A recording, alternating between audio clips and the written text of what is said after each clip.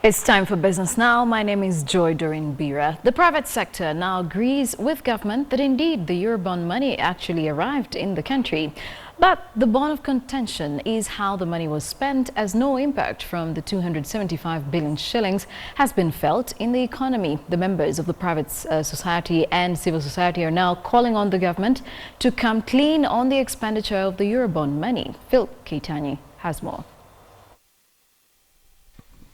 In June 2014, the government announced that it had successfully raised 175 billion shillings from the international market to pay for key infrastructure projects, among them Lamu Port, irrigation, and generation of electricity. At the same time, the argument made was that the Eurobond funds will quench government's appetite for debt, reducing domestic borrowing, and thereby cutting lending rates to single digits. Plan to access international capital markets. We will reduce our recourse to domestic borrowing.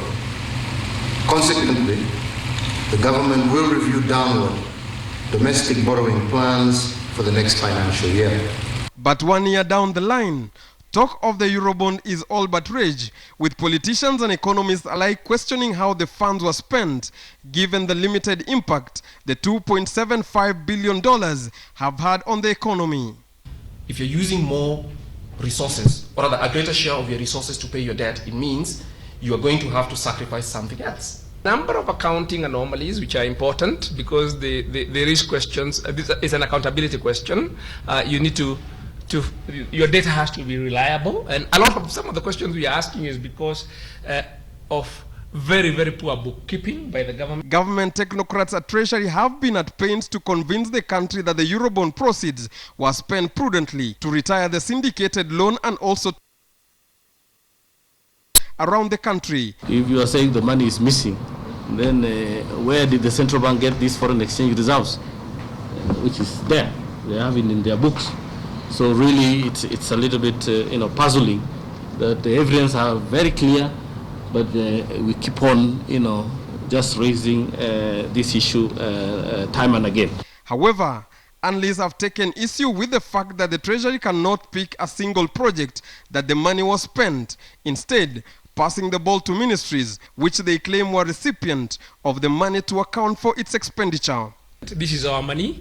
How are we managing how are the people we have entrusted with this responsibility managing our finances? And are they doing it in a way that when we look at their reporting, we actually understand what they're doing and it's believable? And instead of reducing its domestic borrowing, which could have forced banks to give favorable loans to consumers and thereby give private sector great room to borrow, the government has found itself cash-strapped this year. This has translated to even higher borrowing and taxes. Experts now say the country could be headed for a crisis, with the first payment from the standard gauge railway falling due in 2017, coinciding with the maturing of the $600 million syndicated loan and payment of interest of the Eurobond coupons in a high interest rate environment. Philip Keitani, KTN Business.